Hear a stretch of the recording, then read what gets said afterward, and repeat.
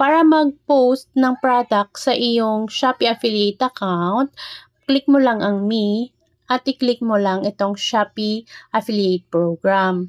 At dito ka na mapupunta. At kapag nandito ka na sa Coms Extra, pwede kang mag-scroll down or mag-type sa taas ng product na gusto mong i-promote. So, for example, yan, na-type na natin, lalabas na yung product na gusto nating i-promote. I-click natin ang heart.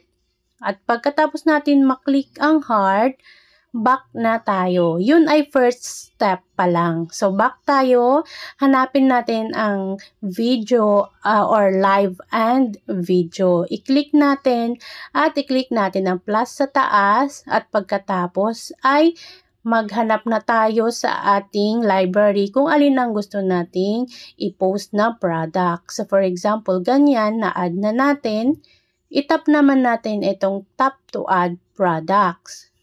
So, kapag na-tap na natin yan, hanapin natin yung kaninang ni-heart natin na product. Tapos, click lang yung add. At pagkatapos nyan, click mo lang yung done. At kapag na-click mo na yung done, ay lalabas na yung ganito sa iyong screen. Tapos, ilagay mo lang yung caption ng iyong ipopost na product.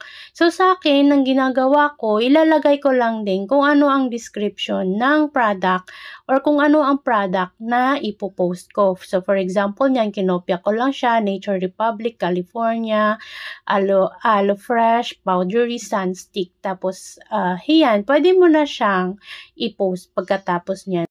Huwag kalimutang mag-subscribe para sa iba pang mga tips. Happy earning!